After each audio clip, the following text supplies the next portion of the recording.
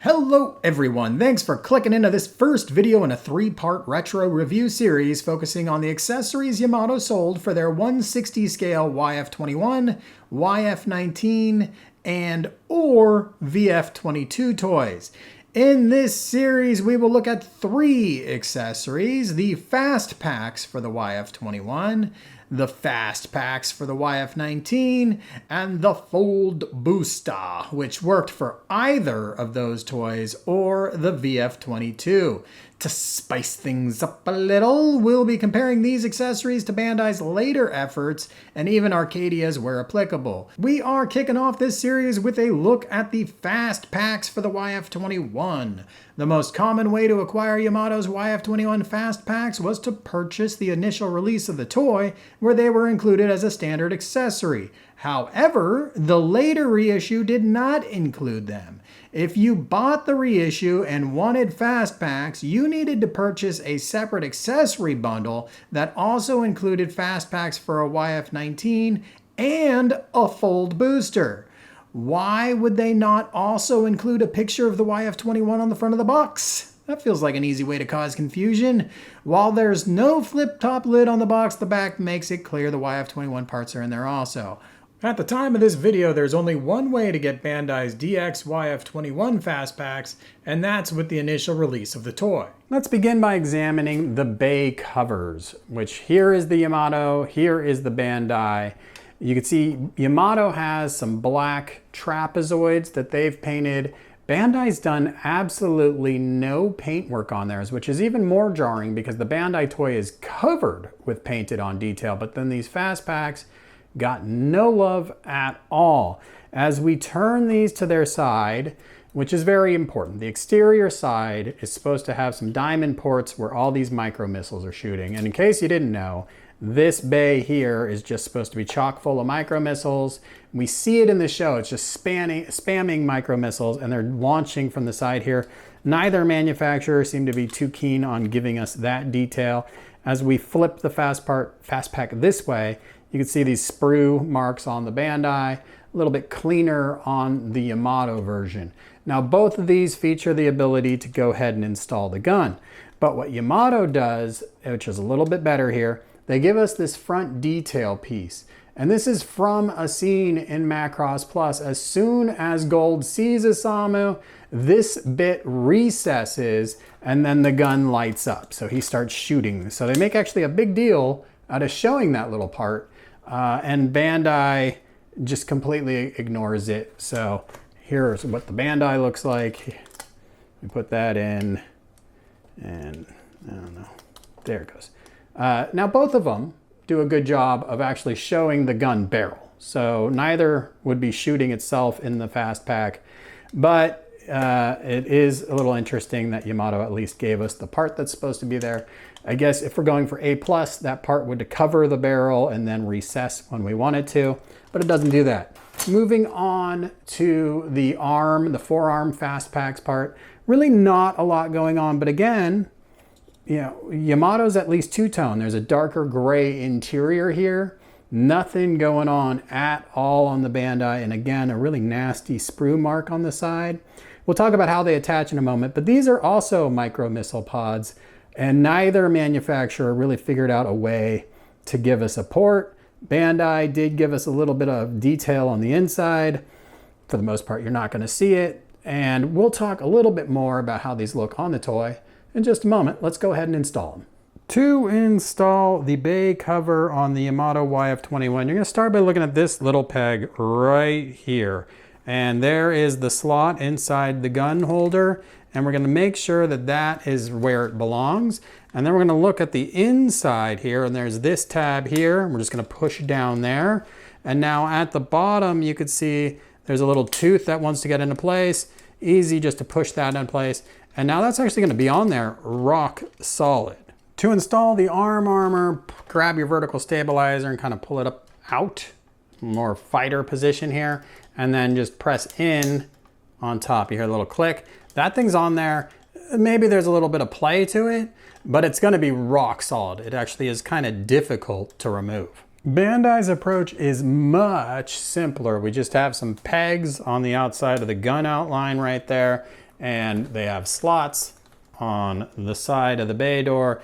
You just line them up, apply some pressure, and that thing pegs in pretty securely. And then we have one peg on the arm armor. We just bring this down. You can see there is a tab in the vertical stabilizer. Line this up. It's supposed to be pointing forward like we just saw on the Yamato. And you're just gonna peg that in. And there you go. Now you've got both your Bandai with just pegs. Obviously, there's a lot about the underlying toy that goes into the question of who wore it better. Now, what I like about the Bandai Fast Packs is that it conceals that undersized bay door that Bandai went with when they're in use, which is pretty nice. Everything else looks fine. The dark gray over the light gray, maybe that's to your preference. Definitely going to be a subjective thing. That's up to you. Now, there is a fault with the Yamato toy that is a little bit worse once you put on the Fast Packs, and that is the looseness in the joint that holds the Fast Pack. So as you can see, as I'm holding this thing wants to just flop around. It wants to do that without the Fast Pack on, and once you add that extra weight, it's even worse. It's just gonna swing around. Now, if your guns are popping out when you've got the Fast Packs on, remember that peg in the middle. Press just a little bit of pressure right where that peg is. You'll hear it kind of click into place, and that gun will not fall out. It'll be rock solid for you. So that's Battroid mode. Let's check out these Fast Pack parts in Gwalk. Here we are in Gwalk mode. Theoretically, you can get here from Battroid mode without removing the parts. The parts are not going to inhibit your enjoyment of Gwalk mode in any way. They're just kind of laying on top of those bay doors. They're on the sides of the arm. It's not going to impact your gun handling or anything else. You're going to be able to enjoy these toys just fine. Like we said on the Battroid for the DX toy, the bay doors and how short they are concealed by those Fast Packs. So this looks a little bit more like a more faithful interpretation of Gwalk than the DX toy has underneath, and I appreciate that. And again, parts not inhibiting your enjoyment, very strong in Gwalk mode, but also not adding a whole lot to the equation for either toy. There are no real gimmicks to these Fast Packs, so it's just a slight game of dress up we're playing, and it's not a huge visual impact in this mode. Then you get to fighter mode, and things aren't perfect on the Yamato toy, but holy crap, are they bad on the Bandai toy. And let's start off by pointing out that this toy is currently not on the rear landing gear, because with the Fast Packs installed, you actually have to use dummy guns that are a little bit smaller to make the toy actually be able to use its landing gear. Now I've got the dummy guns installed, and you can see they're essentially dragging on the ground now, which is the big improvement that made having dummy guns necessary. It's freaking ridiculous. And as we go back, you can see there's kind of a gap here. I'm going to show you more what's going on with that Fast Pack piece, because it only gets worse, people. The lip of the wing here is supposed to sink in perfectly with that back Fast Pack piece. I do not really find that to be the case. It's not awful here, but it is not good, that's for sure. Here we see on the Yamato, the transformable guns installed, plenty of ground clearance. It actually looks somewhat natural. And then we have this back piece here, perfectly conforming with the lip of the wing. So much higher marks there. As we flip the DX toy upside down, you can see it's supposed to come together in the middle, but it does not. They left some odd channel in there because they redid the whole transformation mechanism. And then there's this part, which I do not understand at all. The Fast Pack doesn't even conform to the shape of the YF-21, and the pegs are just a little bit off, causing sort of a springy thing. Ultimately, it's just bad. The Yamato has some issues of its own. Now, if you're looking at this gap, that's because that's how their display stand adapter works. I'm not going to hate on it. You could say that the Bandai has their gap there too because of their display stand adapter, but this is a lot better than a completely missing channel down the center. Now, there are some awkward fit issues that come into play.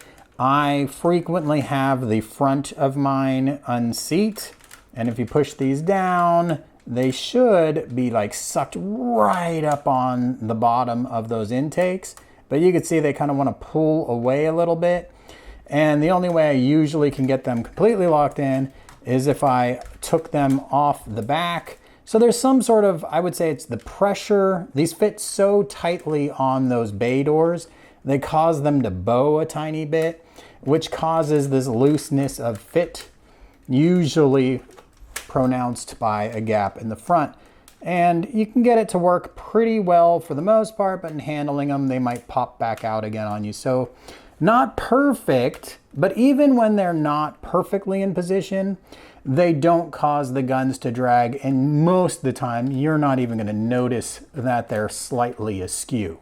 So accessories like these come down to three major criteria for me. First, do they install firmly on the toy, not creating their own frustration points? And I'll give a win to both toys for that feature. Second, do they inhibit any of the underlying functions of the existing toys when they're installed? Can you not transform the toy, etc.? Yamato, slightly more points on that one. The way everything attaches on this toy, you can transform it all the way through both modes and back. Not going to be any problems with those fast packs installed. Bandai, I think you have to pop the panels off to get back into fighter mode. If not, it's going to be very tricky to navigate all the things that have to happen there. So high marks really for both toys because it'd be very minor if that's true on Bandai. Maybe someone could figure out a way to pull it off. I couldn't, I just popped them off. It was very easy to put them back on, not a big deal. The third question is, do they have their own features that they bring to the toy to enhance the enjoyment? And both these toys, that's a pretty easy no on. There's nothing really to the fast packs on a YF-21 if you're not going to incorporate the little gun baffle on the front that neither of these toys do. No micro missile ports anywhere. So really both these toys mailed it in from a feature set perspective. And so neither one's that good, but ultimately it's pretty obvious. The Yamato fast pack parts far superior to what Bandai put out, especially if you like your toy in fighter mode.